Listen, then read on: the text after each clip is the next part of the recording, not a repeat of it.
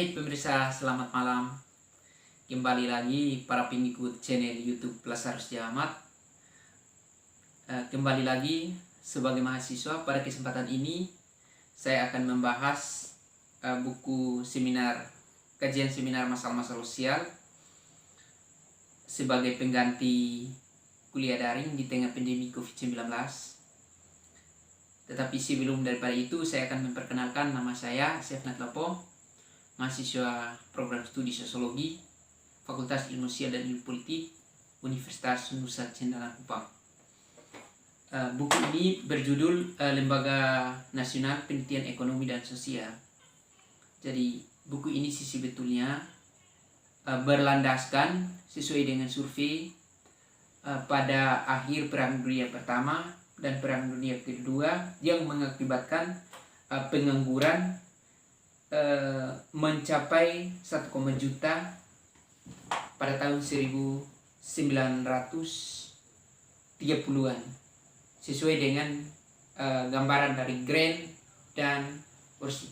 Tetapi pada kesempatan ini saya lebih tertarik untuk membahas beberapa topik penting, yaitu melihat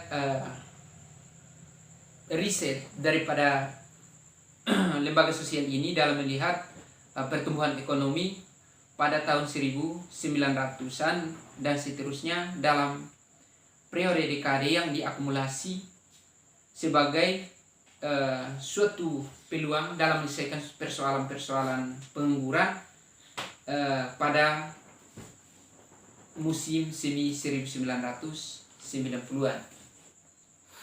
Yang kedua,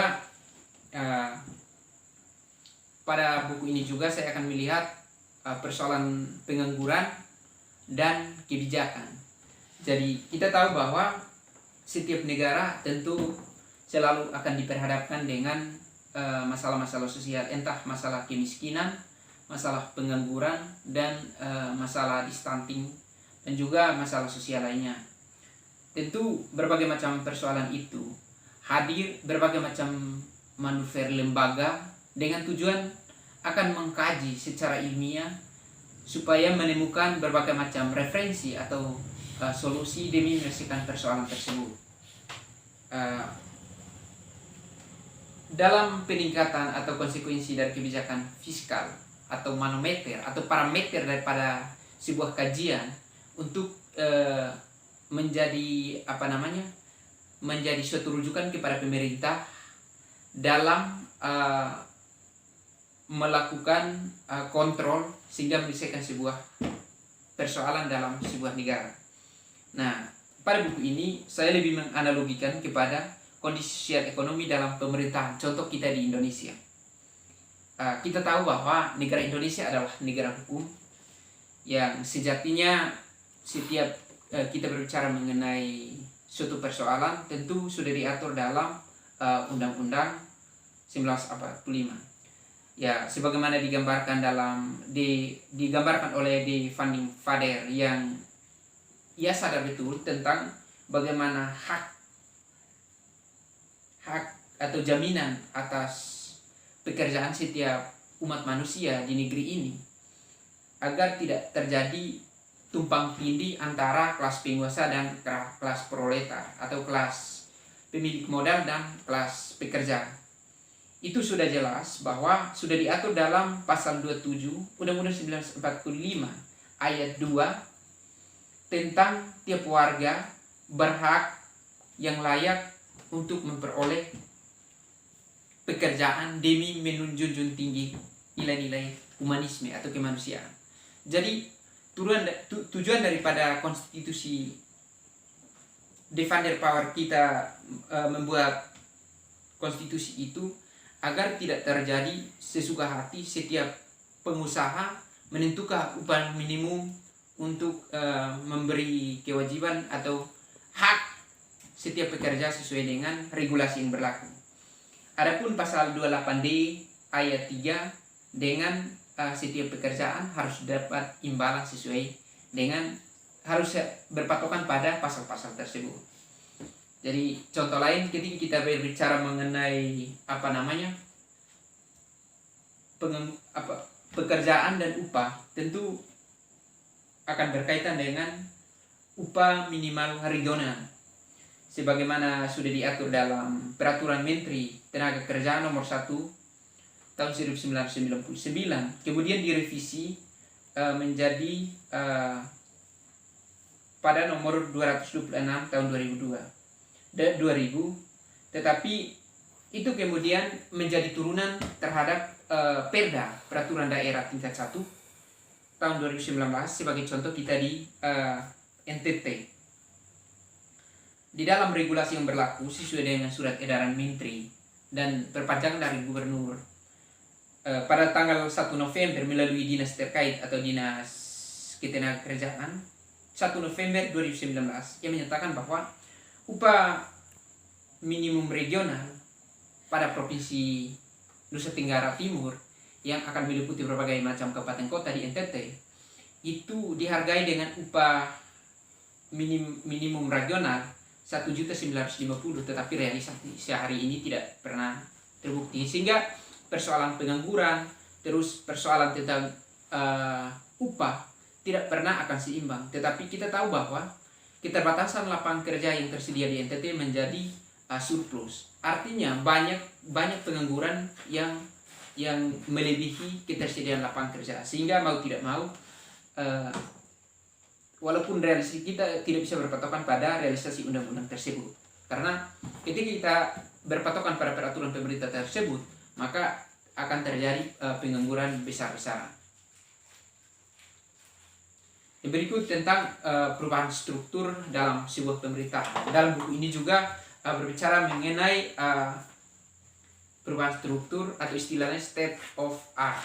Secara eksplisit sudah ada bahwa setiap negara atau setiap daerah tentu setiap pemimpin baru secara politik akan membangun merubah atau dalam istilah politik merampingkan birokrasi dengan tujuan pelayanan publik cepat, tepat, dan maksimal.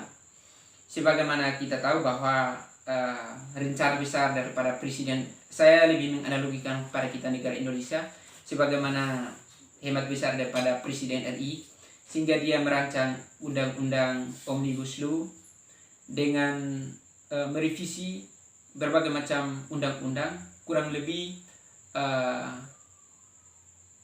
800-an pasal yang kemudian 8.000 pasal yang kemudian disederhanakan menjadi 80-an pasal yang di dalamnya meliputi konteks pendidikan, konteks kesehatan, dan upah minimum regional.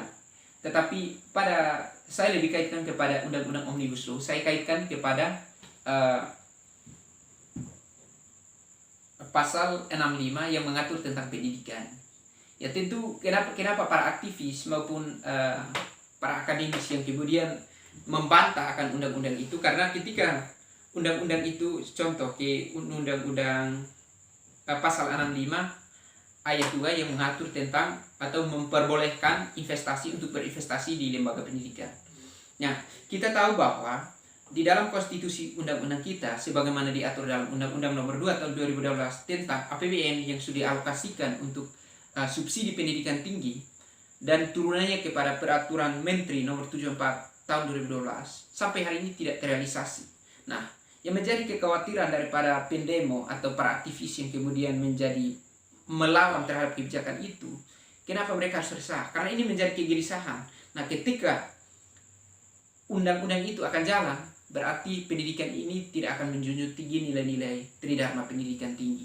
Sebagaimana diamanatkan bahwa pendidikan itu harus bersifat demokratis dan mengabdi pada rakyat. Nah, kita tahu bahwa ketika diintervensi oleh pihak investor, berarti sudah terjadi komersialisasi dan privatisasi di sana. Artinya, yang menjadi kegelisahan itu ketika pendidikan itu sudah terjadi perjualbelian atau terjadi nilai tukaran dalam hal ekonomi, berarti orientasi pada output, kualitas pendidikan tidak akan menjamin. Itu yang menjadi kegelisahan daripada para aktivis. Yang berikut, ketika kita melihat pada tahun 1971 yang menjadi angka pengangguran 1,9 juta, kemudian bergeser 1,2, Sedangkan karyawan yang kerja dalam jam itu, ada yang bekerja di wira swasta, naik menjadi pengusaha, tetapi ini adalah perubahan yang sangat luar biasa. Nah, kita tahu bahwa pada suatu perubahan di negara Inggris pada zaman itu, kita seperti yang biasa kita kenal dengan revolusi Inggris, itu karena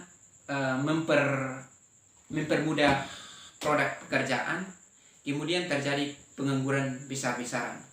Nah, ini menjadi bahaya besar bagi negara Indonesia. Ketika kita artinya mengikuti itu sebagai suatu peradaban, tentu kita akan melupakan konstitusi undang-undang.